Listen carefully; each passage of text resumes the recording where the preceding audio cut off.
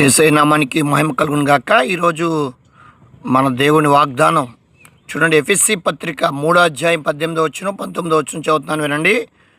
మీరు దేవుని సంపూర్ణత యందు పూర్ణులగినట్లుగా ప్రేమ యందు వేరుపారి స్థిరపరచబడి సమస్త పరిశుద్ధులతో కూడా దాని వెడల్పు, పొడుగు, లోతు, ఎత్తు ఎంతో గ్రహించుటకును జ్ఞానమునకు మించిన క్రీస్తు ప్రేమను తెలుసుకొనుటకు తగిన శక్తి గలవారు కావాలని ప్రార్థించుచున్నాను.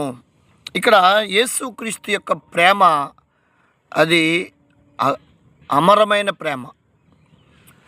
దాన్ని సముద్ర అగాధ జలాలు ఆర్పజాలని ప్రేమని పరమగీతాల గ్రంథం 8వ అధ్యాయం 7వ వచనంలో ఏమైనా ఉందంటే, అగాధ సముద్ర జలములు నీ ప్రేమను ఆర్పజాలవు, నదీ ప్రవాహములు దాన్ని ముంచివేయజాలవు అని దేవుని వాక్యం చెప్తుంది. అంటే ఆయన ఎంత ప్రేమించాడంటే నన్ను తన ఒక్కగానొక్క కుమారుని మనకి ఇవ్వడానికి వెనుదీయలేదు.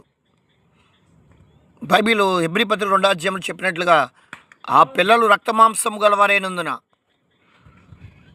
అపవాదిని అనగా మరణము ద్వారా నశింపజేయటకు ఆయన కూడా రక్తమాంసాల్లో పాలువాడయ్యాడని, తండ్రితో సమానంగా ఉంటుంటే విడిచిపెట్టకూడని భాగ్యం ఎంచుకొనక తను తగ్గించుకుని రిక్తునిగా ఈ లోకానికి వచ్చి నిన్ను నన్ను విలువ పెట్టి కొన్నాడు. మన కొరకు తన రక్తాన్ని ఆఖరి రక్తబొట్టు వరకు చిందించాడు. ఆ ప్రేమను పొందుకున్న నీవు, ఆ ప్రేమను గుర్తెరిగిన నీవు ఆ ప్రేమను ఇతరులకి పరిచయం చేయాలి. దాని లోతు, ఎత్తు, వెడల్పు అనగా పరిశుద్ధులందరూ కూడా ఎలా అయితే వారు ఆయన నమ్ముకుని వారి ప్రాణాలు కూడా లెక్క చేయకుండా చివరి వరకు హతసాక్షులుగా ఆయన ప్రేమను ఇతరులకు పరిచయం చేయడానికి, ఆయన యొక్క రక్షణ మార్గాన్ని ఇతరులకి ప్రకటించడానికి వారు ఎల్లలు దాటారు, వారి ప్రాంతాలను విడిచారు. ఎందరో పరిశుద్ధులు ఆ రక్షణ సువార్తను ఈరోజు మన దాకా తీసుకొచ్చారు.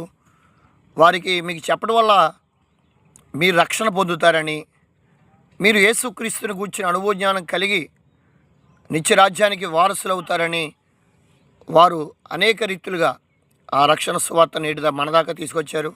మనం విన్నాం, విశ్వసించాం, ఆయన అడుగు జాడలు నడుద్దాం, ఆయన ఇచ్చే నిత్యరాజ్యాన్ని స్వతంత్రించుకుందాం.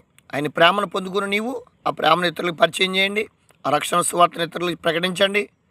ఆయన రాకడ పర్యంతరం అదే ప్రేమ కలిగి ఒక్కనొకరు మిక్కటమైన ప్రేమ కలిగి ప్రేమించండి.